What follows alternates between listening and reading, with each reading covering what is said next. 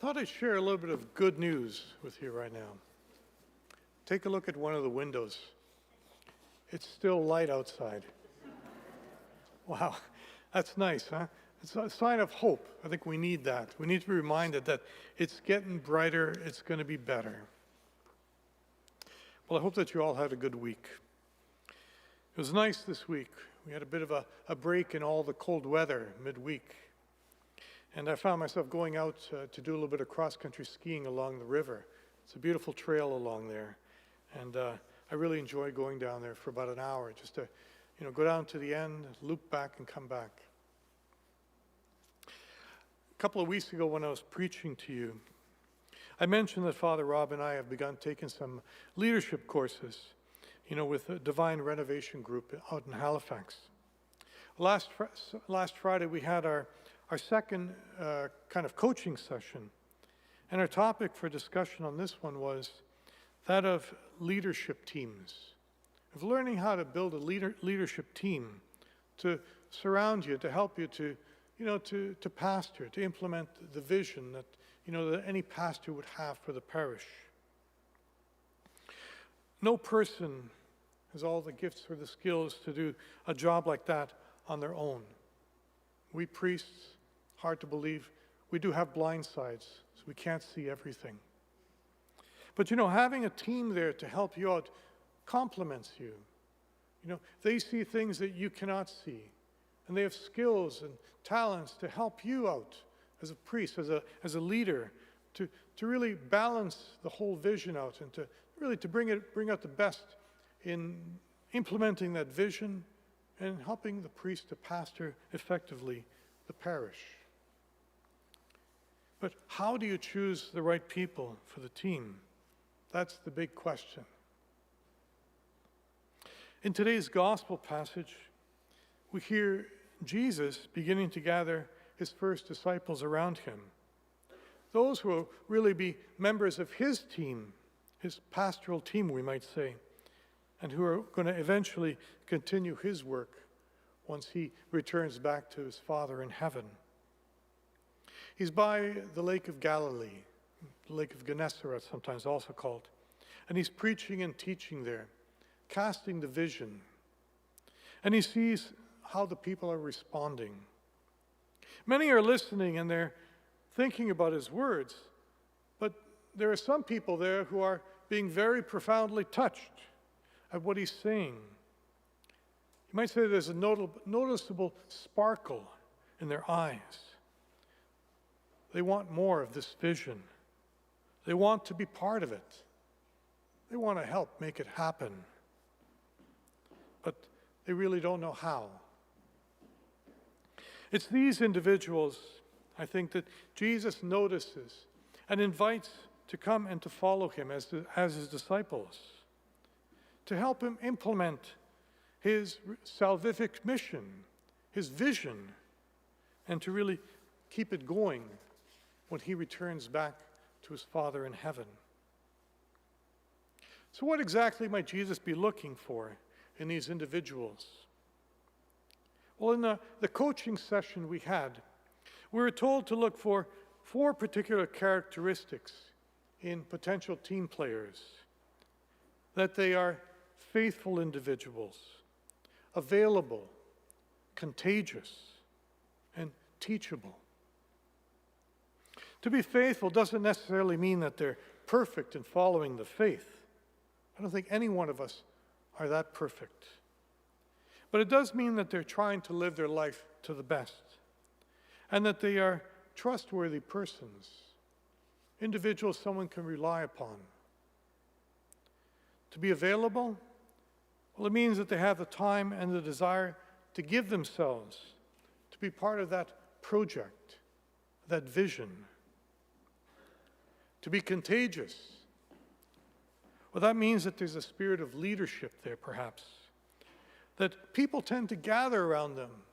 They're attractive, and that they have an ability to gather people around them, to maybe help sell that vision. And finally, to be teachable.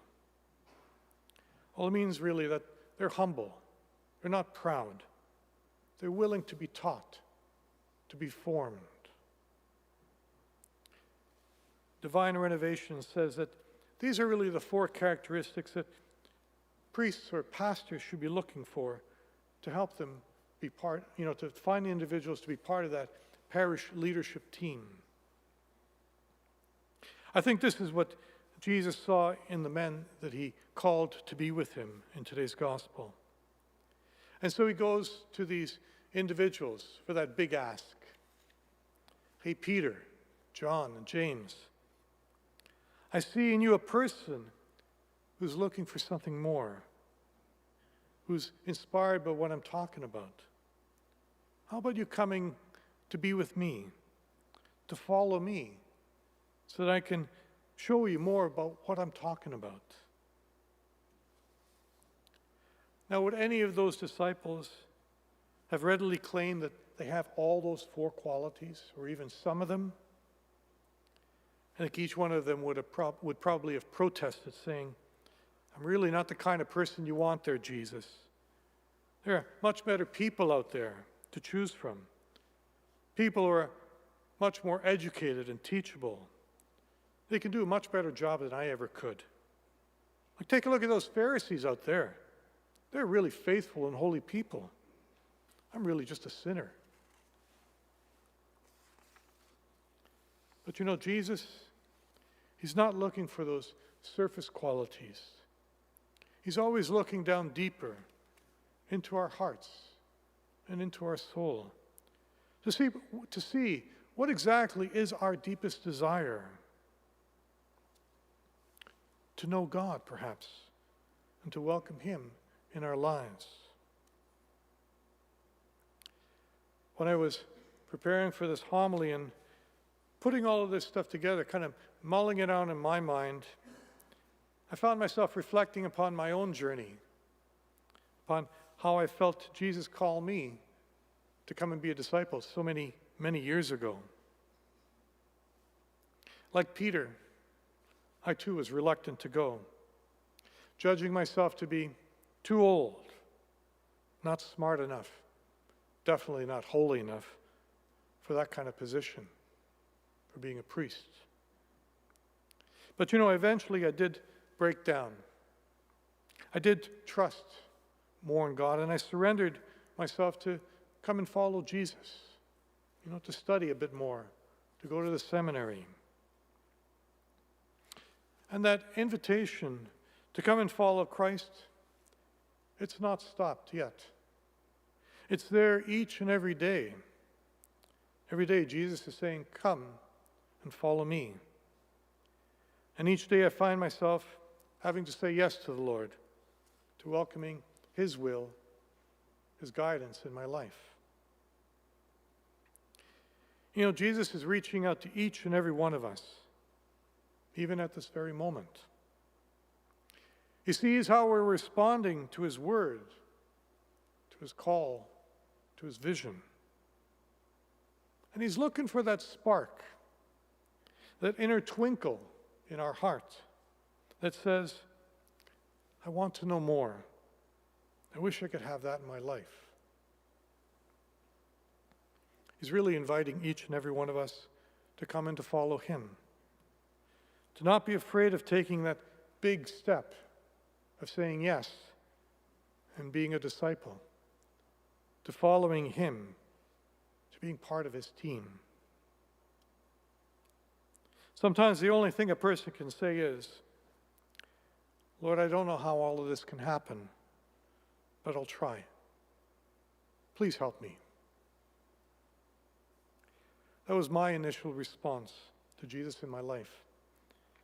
And it continues to be my response every single day. I pray that it's going to be your response also.